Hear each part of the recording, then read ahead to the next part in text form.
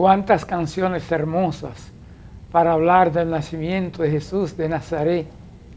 Nos llenan de alegría, de nostalgia por todos los recuerdos familiares.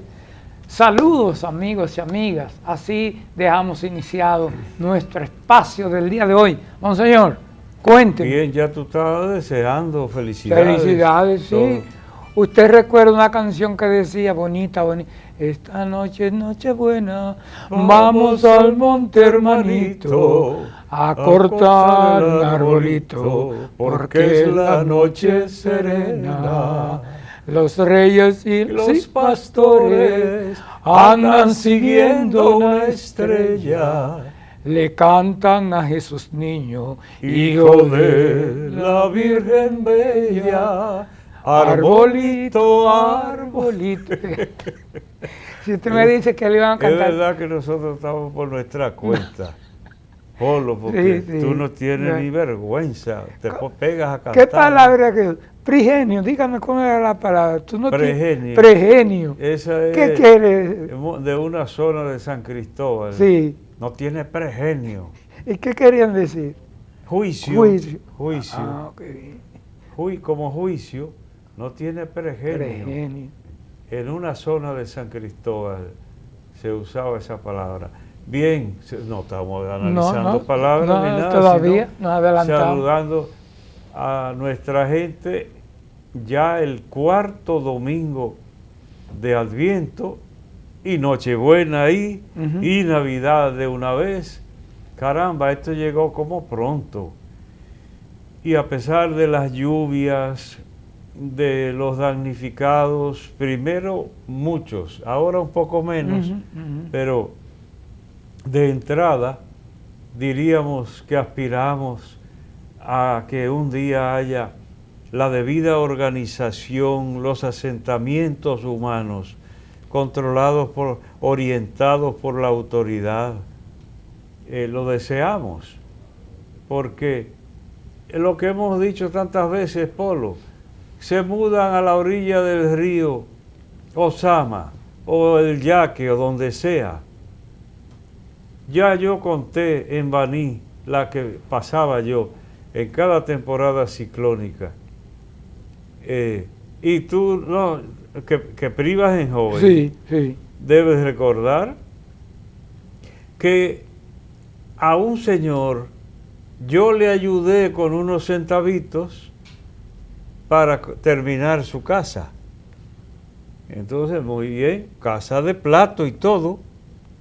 Bien, pues uno cuando llegaba algún dinerito y alguna gente pedía para alguna obra y uno podía, pues lo compartía. Entonces eso hice.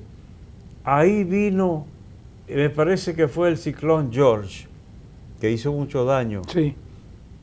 Entonces se llevó a medio mundo y le llevó la casa a él de plato. Entonces yo, acuérdate que yo le dije a él, vamos al lugar que yo quiero ver. Y cuando me llevó, ni el mismo dueño supo decirme dónde era que estaba la casa. Tú te puedes imaginar nada más cómo el río arrasó, barrió y transformó el paisaje.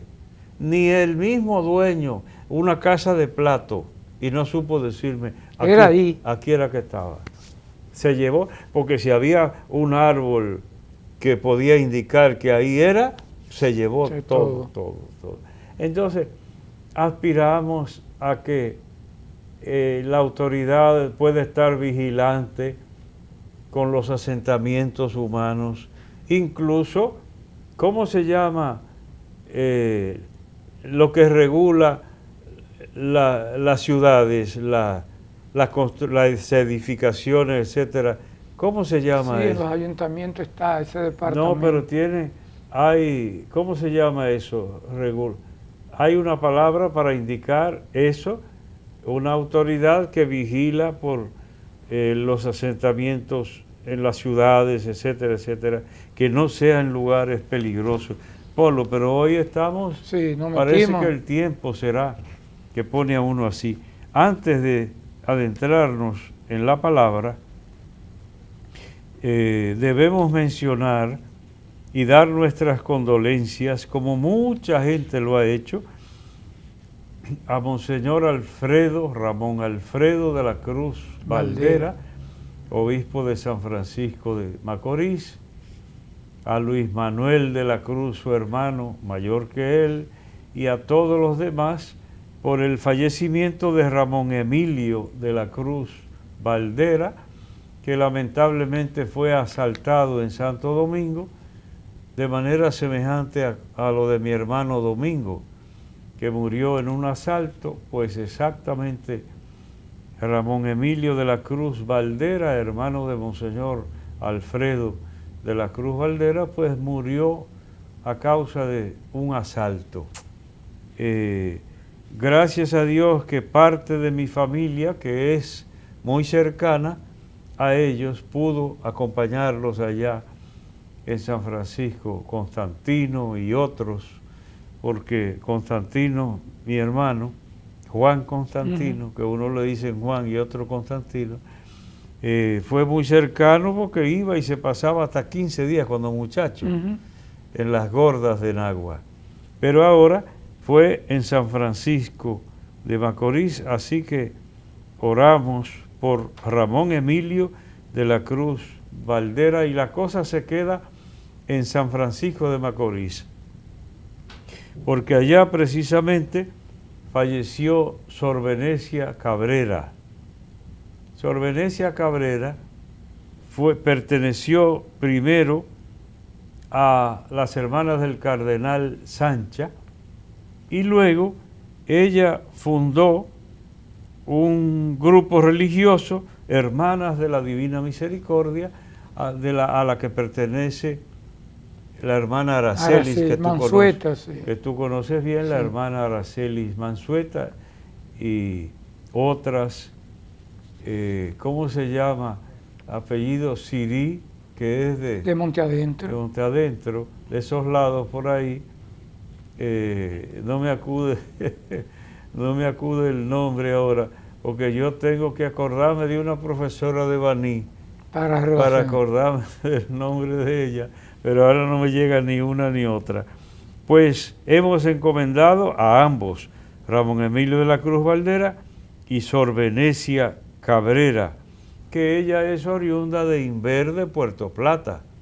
Yo creo que la vi una sola vez, cuando yo era sacerdote en Inver. Y hay que decir que esta comunidad religiosa trabajan con los sacerdotes ya que están en retiro. Hay una casa en San Francisco y una aquí en Santiago, monseñor. Sí, sí, sí.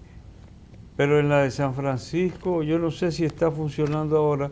Allá tenían al padre Bisonó, sí, y algún otro. Pero aquí en Santiago la cosa es más en grande y la responsable es la hermana Araceli, con el grupo de estas hermanas de la Divina Misericordia fundadas por Sor Venecia, que en paz descanse. Bueno, en este ambiente de solidaridad con estos hermanos nuestros, no tengo que hacer mucho para recogerme porque vamos a entrar ahora a la palabra. Bien, ya dijimos al principio, cuarto domingo de Adviento, y en la noche, Nochebuena, y al otro día, Navidad. Así, y yo le decía a Polo que esto pasó rápido. Sí. ¿Y qué es? No sé si es la vejez o qué, que hace que el tiempo vuela, que el tiempo vaya como más a prisa. Pues vamos a fijarnos hoy solamente en el Evangelio, que es el comienzo del Evangelio de San Lucas. Dense cuenta que en los programas anteriores yo he estado tomando un doblete de textos del profeta Isaías o el Antiguo Testamento en todo caso, y uno del Evangelio como para que se complementen, y porque no eran muy extensos también. Pero hoy quiero que nos fijemos nada más que en el Evangelio, capítulo 1 de San Lucas, como dijimos, los versos del 26 al 38. En aquel tiempo, el ángel Gabriel fue enviado por Dios a una ciudad de Galilea llamada Nazaret, a una virgen desposada con un hombre llamado José, de la casa de David.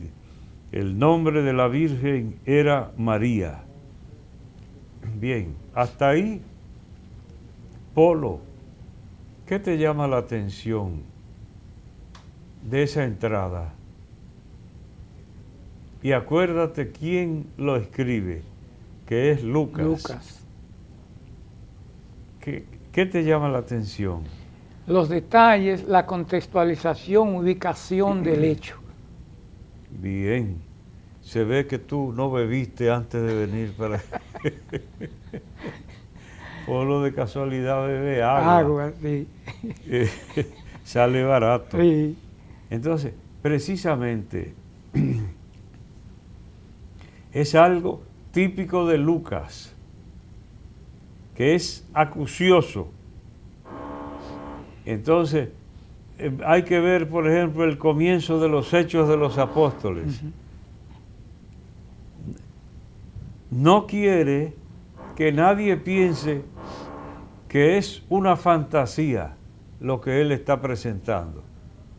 Es, como quien dice, los datos del historiador, para que se sepa que no tiene que ver nada con fantasía, sino con una realidad documentada.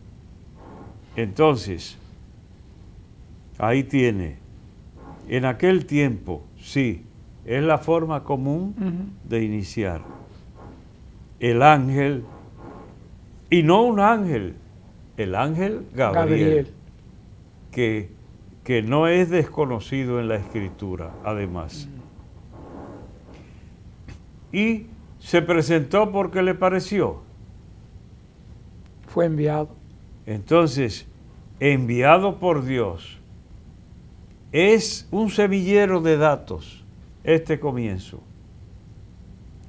Siendo gobernador de Roma, el emperador de Roma fulano y gobernador de Cirino, siendo todos los datos. El hecho histórico. Eso era para el nacimiento. Ese es Lucas. Que nadie crea, dice, ay, eso es una cosa que él se la imaginó. No. En tal lugar, en tal fecha, fulano de tal, con este otro fulano, todos los datos. Es que uno puede pasarlo desapercibido. Pero aquí, un texto muy bonito, la Anunciación, y uno se puede ir directo al encuentro de la Virgen con el ángel, etcétera, etcétera. Pero no, miren la entrada. Lo que es la insistencia de Lucas para que se sepa que se trata de un hecho histórico. Histórico. Porque a un hecho histórico es que se le señalan los datos, los detalles objetivos, para que se vea, como dije, que no es una fantasía. Entonces, el ángel Gabriel no vino por su cuenta, sino enviado por Dios. ¿A dónde? A una ciudad de Galilea llamada Nazaret. Entonces, ¿quién, a quién, en dónde? Todos los detalles, como buen periodista o como buen historiador, aquí está. A una virgen, muy bien, que estaba desposada. ¿Con quién? Con un hombre. ¿Y cómo se llamaba ese hombre? Sí. José, de la casa de David. Mucho detalle ahí. Sí, pero ¿cómo te cae el detallito de la casa de David? Sí, sí. Que vendría. Que es en la línea directa de la promesa de Dios. El cumplimiento de la promesa de Dios. Uno salido de tus entrañas se sentará en el trono y reinará para siempre. La promesa de Dios a David. Que por eso es que yo digo, Polo, quizás de forma simplista, pero digo, ¿qué es lo que se celebra en Navidad? Y yo digo que lo más denso y profundo que se puede celebrar en Navidad y que se debe celebrar en Navidad es la fidelidad de Dios. prometió lo que había cumplido y vino el que tenía que venir. Y eso es lo que significa la mención de David aquí, la promesa de Dios. Un descendiente tuyo. Entonces, desposada con un hombre llamado José, de la casa de David. Y lo demás que dijimos, entonces, podía decir una mujer, no, una virgen, como ya había anunciado el profeta Isaías, que la muchacha que equivale aquí a virgen, concebiría y daría a luz. Pues aquí está la virgen y su nombre María. Y ahora continúa, el ángel entrando en su presencia dijo, alégrate llena de gracia, el Señor está contigo. Acuérdense que esa misma expresión, ligeramente cambiada, la usamos desde siempre en el Ave María. En el Ave María. En griego dice Jaire María, alégrate, como se traduce literalmente aquí, pero tradicionalmente en latín era Ave María, gratia plena, Dominus tecum, en la oración. Ave María. Y en castellano, Dios te salve María, que está un poco lejos del original griego, que es alégrate María, pero a mí me suena bien. Porque Dios te salve María, Dios te salve María. A uno le suena también eso. En toda traducción, Monseñor, ¿se pierde algo? Sí, se puede, con el tiempo. ¿Tú te acuerdas, Polo, que yo te dije, ya dije aquí, sobre Christmas? Sí. Y te dije, Christmas, recuerda, Cristo es, y por eso ya en algunos lugares de ámbito anglosajón lo cambiaron para fiestas. Felices fiestas. Felices fiestas. Entonces, Christmas. Christes Mise era en el inglés antiguo, que significa, y después se explicitó un poco más cuando avanzó el inglés y se decía Christ Mass, la misa de Cristo. ¿Qué misa de Cristo? La que llamamos del gallo, de la misa del nacimiento de Cristo. Entonces, de ese Christ Mass se fue modificando en el tiempo según evolucionó el inglés. Dígame usted cuándo empezaría, hasta llegar a ser Christmas. Pero Christmas viene de la misa del nacimiento de Cristo. Y por eso yo dije, decir Christmas es mentar a Cristo obligatoriamente. Y por eso a muchos no les gusta ya que suene tan cristiano. Y por eso dicen seasons, fiestas, felices fiestas, como se traduce en castellano. Entonces, aquí está, alégrate María, llena de gracia. Bien, lo que tú decías, que evolucionan las traducciones, mira en inglés, por eso te puse el ejemplo de Christmas, de Christes Mise, que era el original, llegar a Christmas, pero así fue, y está documentado. Entonces, bien, pero yo digo, a mí me suena muy bien, Dios te salve María, que yo digo que la gente no se imagina la suavidad que experimenta el cristiano que reza, por ejemplo, el rosario o el Ave María. No se imagina diciendo esas palabras, lo que las decimos desde niños. Entonces eso tiene algo que Dios pone para uno en esas palabras. Y puede salir uno que diga, no es la traducción correcta. Yo he oído gente rezando, de que, alégrate María, llena de gracia. Ay, qué cosa tan fea. Eso es para parecerse al griego. Dios te salve María. ¿Sabe lo bonito que suena? Precisamente hace unos días llamé a mi querida amiga Tania y entonces no cogía la llamada y después me dijo, ¿Quién? "Oh, Tania, una amiga mía de Matanza", y ella me decía, Polo, no cogí la llamada de una vez porque estaba rezando el rosario con Socorro, su madre Eridania, y me quedé pensando, qué bonito ese, No, al caer la tarde. Hay mucha gente. Bien, miremos un poquito. Lo demás ya es muy conocido, este pasaje es muy conocido porque incluso cuando se reza la oración del ángel, el ángel del Señor anunció María, es esto abreviado en pequeñas dosis. Entonces, ¿Sabe que ha perdido de usted relacionar hecho? Al decir eso, pienso en el Santo Cerro. A veces voy y entonces al caer la tarde, las campanas, con el ángel, sí, ahí al caer la tarde y los sí, campanazos, sí. ahí en el Eso santuario. me recuerda como al Padre Cabero, Sí. porque en Santa María cuando empezó Sí, ponían, ahí en el Santo Cerro, ponían las campanas. sí. Bien, ella se turbó grandemente ante estas palabras y se preguntaba qué saludo era aquel. Un ángel de Dios diciéndole, alégrate, llena de gracia. Ella se turbó. Porque si fuera una gente privona, Polo, ¿qué hubiera sucedido aquí? El privón, el orgulloso, ¿qué piensa? Tenían que llamarme. Que se lo merece todo. Sí. Nada extraordinario que venga un ángel a decirme un mensaje. Si hubiera sido una gente arrogante, pero una gente humilde, ¿y esto? ¿Quién soy yo? Porque el humilde nunca se cree que merece. Entonces por eso el humilde le simpatiza tanto a Dios. Y Dios lo llena de favores, mucho más, mucho más.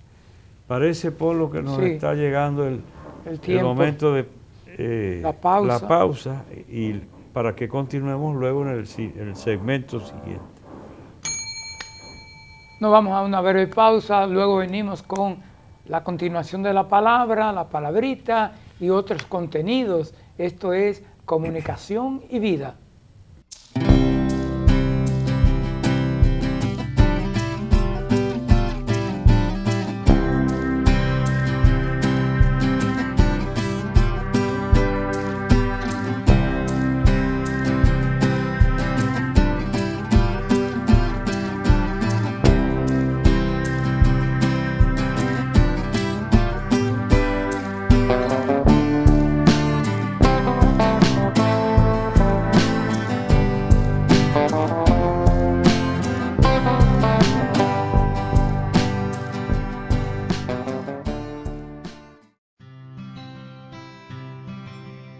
Hay momentos en los que estás abrumado, sin fe, sin esperanzas, y de repente un suceso te marca y cambia tu vida.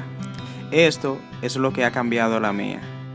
Ahora me siento más cerca de Dios, más cerca de mi familia, de mi iglesia y de mi comunidad. Ahora soy un joven más comprometido y más responsable con la verdad y el camino. Periódico Camino, al servicio de la verdad y la vida.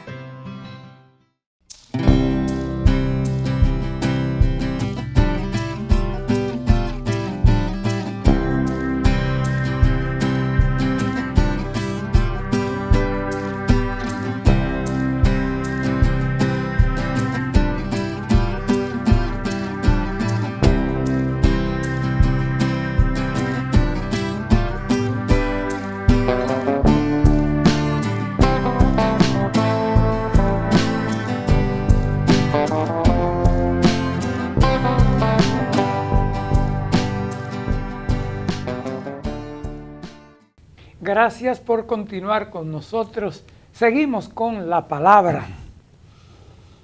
Bien, estábamos diciendo que la Virgen como persona humilde se sorprende ante la presencia del ángel, porque el humilde cree que no merece.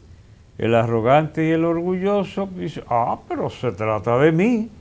Entonces, el ángel tiene que decirle una palabra en esa dirección de lograr que se serene y que salga de esa sorpresa. Y por eso le dice, alégrate llena de gracia, el Señor está contigo. Ahí habíamos comentado que en griego es así, alégrate, caire María. Y sin embargo la versión latina es Ave María, que en castellano se ha quedado así cuando llamamos, rezas el Ave María, por ejemplo. Pero cuando rezamos la oración a la Virgen decimos Dios te salve María, Dios te salve María. Distintas maneras que es más cercana a la palabra original, alégrate María, pero yo me lo encuentro hasta pesado. Alégrate María llena de gracia. Hay gente que, yo he oído gente rezando así, y a mí me sabe tan bien decir, Dios te salve María. El que está acostumbrado desde niño, que yo he dicho por ahí, digo, qué suavidad se siente, se lo pierde el que no tiene fe o no le tiene devoción a la Virgen. Entonces se pierde esa suavidad en esas palabras del ángel que han pasado de generación en generación. Yo expliqué lo de Christmas. Sería, yo no sé si en el segmento anterior hablamos de Christmas, fue. Sí. Pues precisamente, pues ahora, entonces digo, qué suavidad al decir esas palabras del ángel. Y él continuará, no temas, María, porque has encontrado gracia ante Dios. Concebirás en tu seno y darás a luz un hijo y le pondrás por nombre Jesús. Yo decía que la más notable de las anunciaciones, quizás, del Antiguo Testamento es la de Sansón, que el ángel se aparece y le dice a la madre de Sansón, vas a concebir, etcétera, etcétera. Ahora, diríamos, llegada la plenitud de los tiempos, aquello era una sombra de lo que iba a suceder. El Salvador del mundo. Sansón no era el Salvador del mundo, era un juez de Israel que terminó tristemente, el pobre. Hay hasta películas, Sansón y Dalila, hasta tristemente terminó. Pero se suele leer en este tiempo la anunciación de él para que se vea que había antecedentes ya en el Antiguo Testamento. Jesús, ya se sabe, es lo mismo que Josué, Yoshua, ese sería el nombre. Y por ahí hay jovencitos que se llaman así ahora. Lo traen sobre todo el nombre por influjo de Estados Unidos. Entonces, pero el de Jesús no ha llegado como Josué o Yoshua, sino Jesús. Y hasta en inglés se dice Jesus, Jesus, Jesus. Entonces, bien, sea como fuere, el nombre de nuestro Salvador. Y ahí viene, que es reiterado, lo más grande que se puede celebrar en Navidad es la fidelidad de Dios. El Dios eternamente fiel. Porque si tú tienes una persona de amiga y no puedes confiar en esa persona, ¿para qué sirve? Pero no es el caso de Dios, porque es eternamente fiel. ¿Por qué dijimos, Polo, que 2 veces aparece aquí el nombre de David? Ya tú te referiste a uno, en el segmento anterior lo resaltamos. Y mira ahora, será grande, se llamará Hijo del Altísimo, el Señor Dios le dará el trono de David su padre. La promesa a David, uno salido de tus entrañas se sentará en el trono y reinará para siempre. Entonces en Navidad, eso es lo más grande que se puede celebrar. No son las barbas de Santa, ni cosa por el estilo. Es la fidelidad de Dios en un recién nacido que llegó, el que tenía que venir al mundo. Llega a mi mente en un comentario anterior, Jesús, hijo de David, ten compasión de mí. Sí, cuando el ciego de Jericó a la orilla del camino, ¿y quién es que va? Sí. Es Jesús de Nazaret. Y entonces, Jesús, hijo de David, es decir, el hijo de la promesa. Y por eso es que insisto en ello. Lo más grande que podemos celebrar ahora es que Dios cumple fielmente la promesa. Y la Navidad es cumplimiento de las promesas de Dios. María dijo al ángel, ¿cómo será eso? Pues no conozco varón. Es decir, no tengo trato con hombre. En toda la tradición de la Iglesia se ve que María había sido consagrada. Ella se había consagrado para el Señor. Como hay mujeres ahora que se consagran la vida entera. Hace poco mencionamos aquí a Sor Betania, del Perpetuo Socorro, que había que atajarla y detenerla en la casa central porque quería volver para su monción o donde quiera que ella estuvo misionando. Nunca se casó, consagrada enteramente para el Señor. No es desde ahora, ya desde antiguo. Entonces la Virgen también tenía esa consagración. El ángel le contestó, el Espíritu Santo vendrá sobre ti y la fuerza del Altísimo te cubrirá con su sombra. Entonces aquí es donde yo digo, Polo, el que oye sombra, por ejemplo, que vaya al médico, al oculista, oftalmólogo, para decirlo más finamente, y le diga que tiene una sombra en el ojo, ¿es bueno o es malo? Es malo. Entonces, la sombra no luce muy positiva. Tiene una sombra en cualquier cosa, cualquier órgano. ¿Qué es lo que se hace cuando uno va al médico? Que ahora le ponen a sacar imágenes, sonografías y cuantas cosas.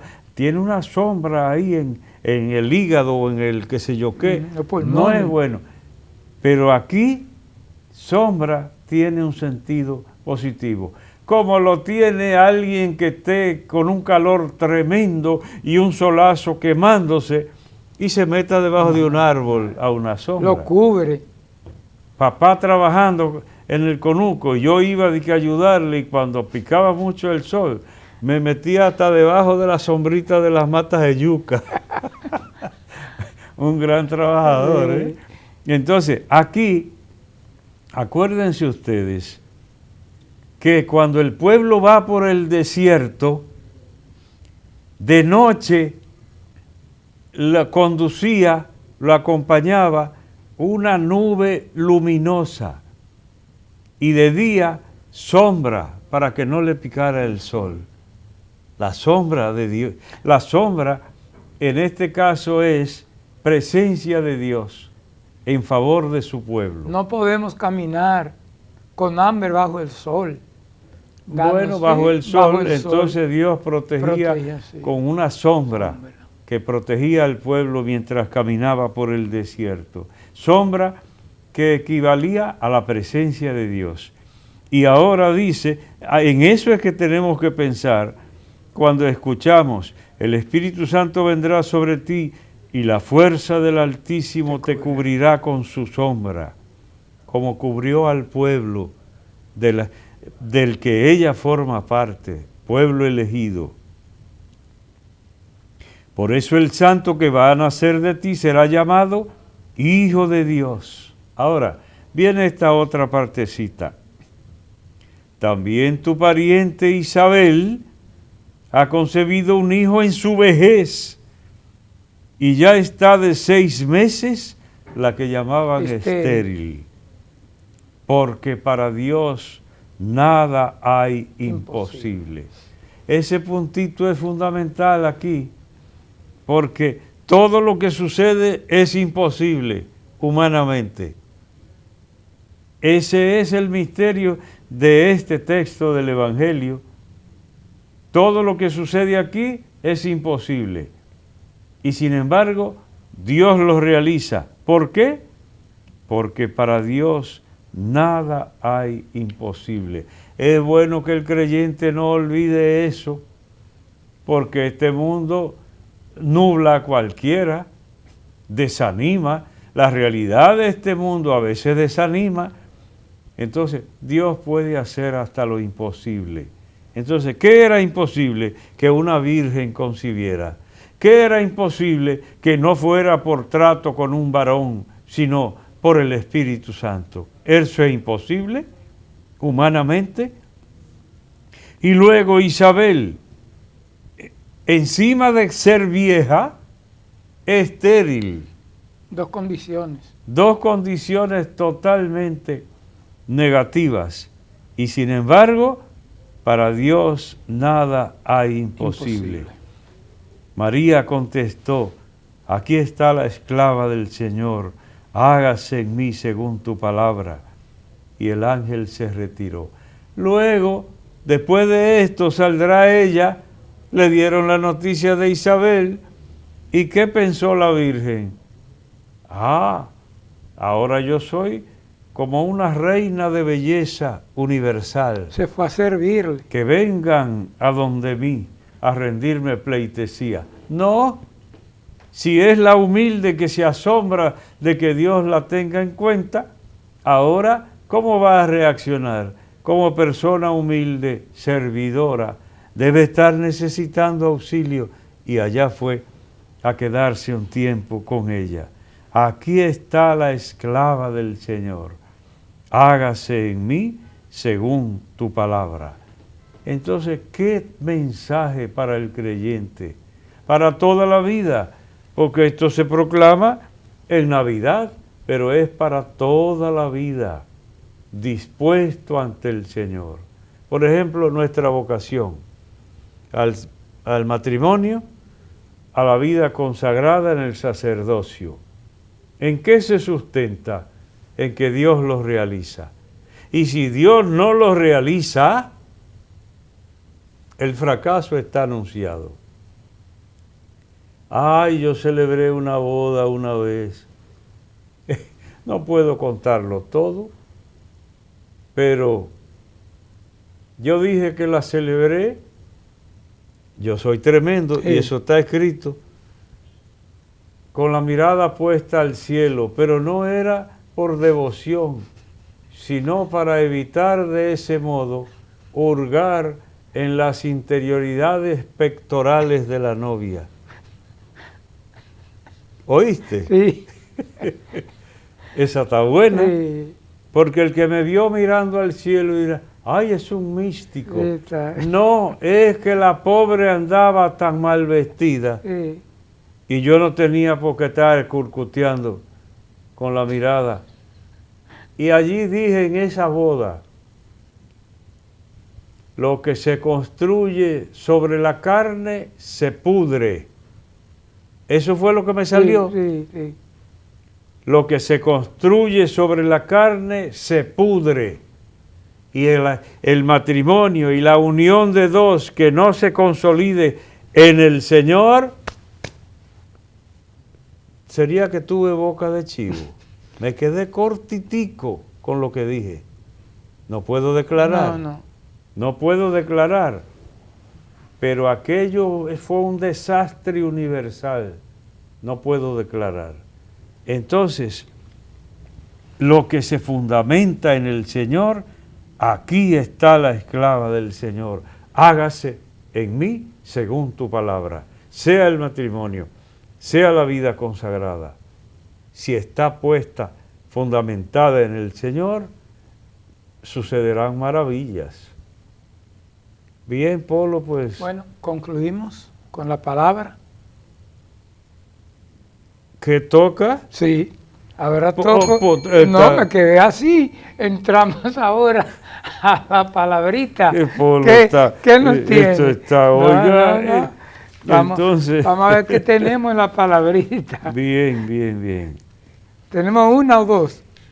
Pues aprovecho, porque yo mencioné cuando expliqué en el programa anterior cenotafio, les dije que precisamente en el cenotafio de Monseñor Adames al que me referí, en Los Montones, en Los Montones, San José de las Matas, ahí tomé una foto de la querida amiga de Polo, Sí. tanto de Polo como amiga mía, Lilian Rodríguez, que yo conocí bastante joven ella, aunque creo que más viejita que yo. Yo la conocí en el 79.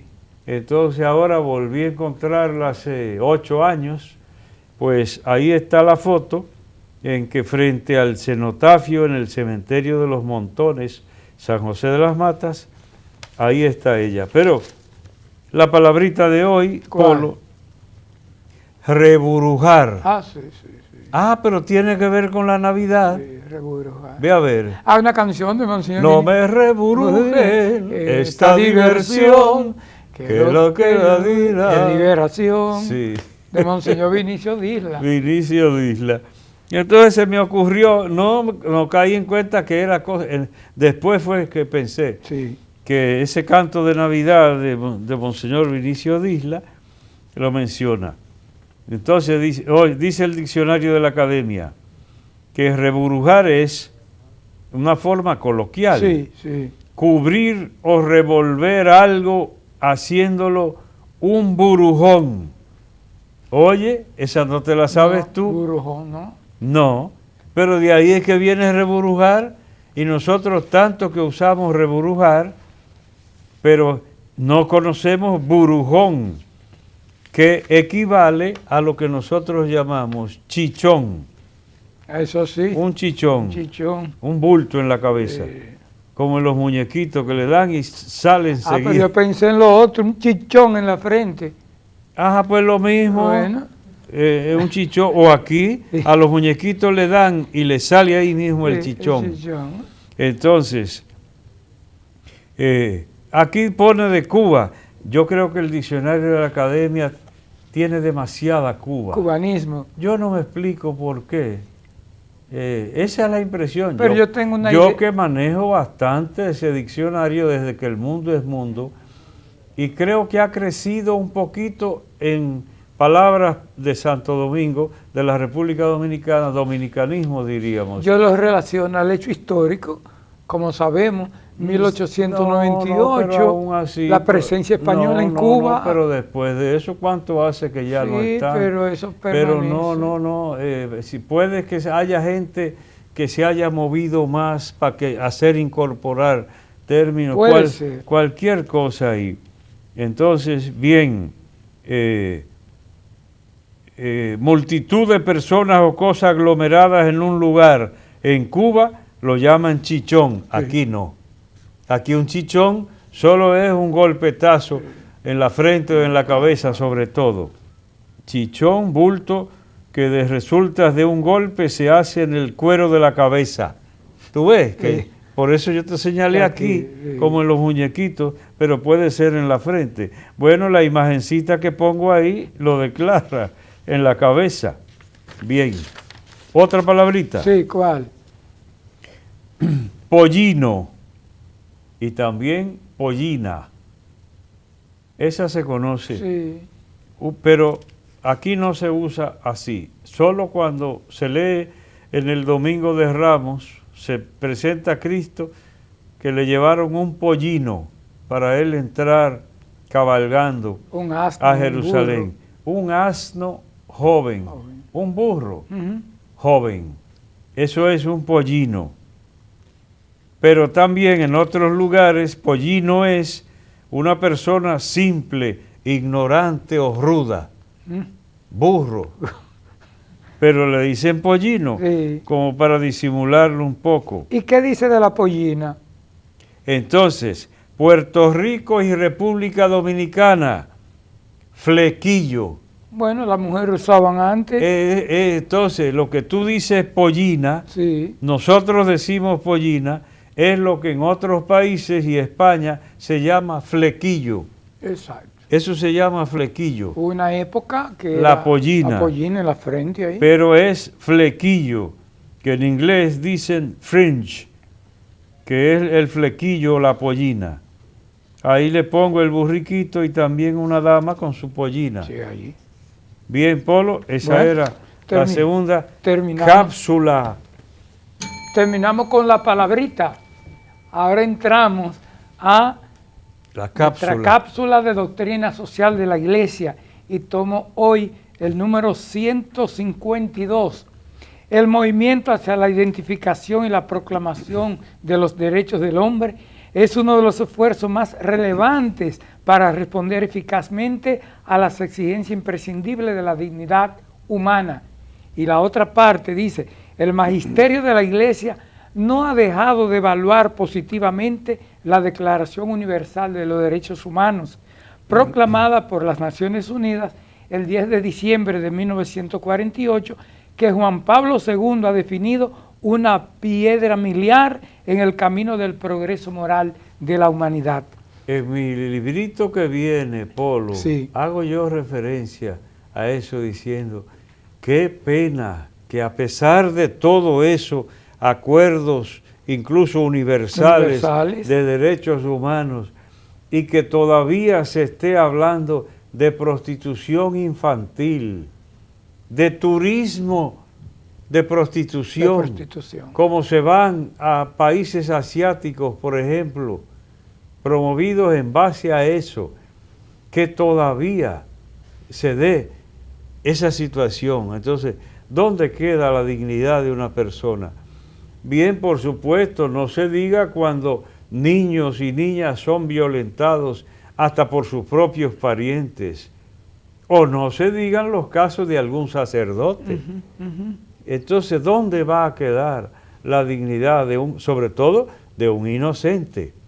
O sea que me parece que ¿qué número dijiste tú? El 152 del compendio de doctrina social de la Iglesia. Es muy actual. Muy actual. Y recuerdo que en Amigos del Hogar se publicó de Vitilio Alfao un librito pequeño con los derechos humanos, que ojalá, como aquellos años, uno pudiera, en los clubes lo usaban bastante, conocer nuestros derechos. De Virgilio, de Alfao. Quizás lo que tú dices es el ideario de Duarte. De Duarte, sí. El ideario de Duarte. Amigo de la Hogar publicó como de bolsillo, sí, los derechos humanos, sí, que los recuerdo en cada club había. Lo más importante es que nos lo aprendamos, que lo respetemos y también nuestros deberes. Concluimos con esta cápsula del compendio de doctrina social de la Iglesia y permítame, Monseñor, brevemente enviar nuestra solidaridad a los monjes cistercienses por la partida de la casa del Padre José María de Prada, quien conocí, me mostró mucho cariño, distribuía el periódico Camino, era atento a esto en su comunidad y tuve la oportunidad de estar con él el 31 de octubre y amigo suyo también. No, yo lo vi en agosto, fue la última vez que estuvimos todos ahí, allá, como siempre. Un momento muy agradable. Pasa su alma. Así Nos vamos sea. a la pausa. Venimos con nuestra oración final. Esto es Comunicación y Vida.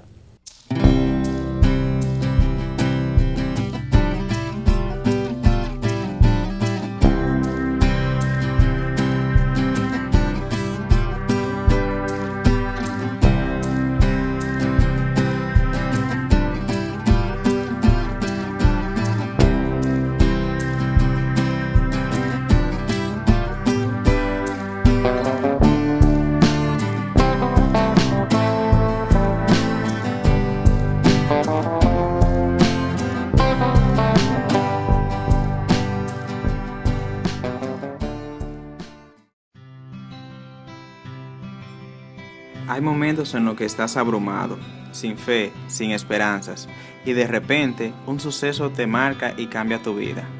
Esto es lo que ha cambiado la mía. Ahora me siento más cerca de Dios, más cerca de mi familia, de mi iglesia y de mi comunidad. Ahora soy un joven más comprometido y más responsable con la verdad y el camino. Periódico Camino, al servicio de la verdad y la vida.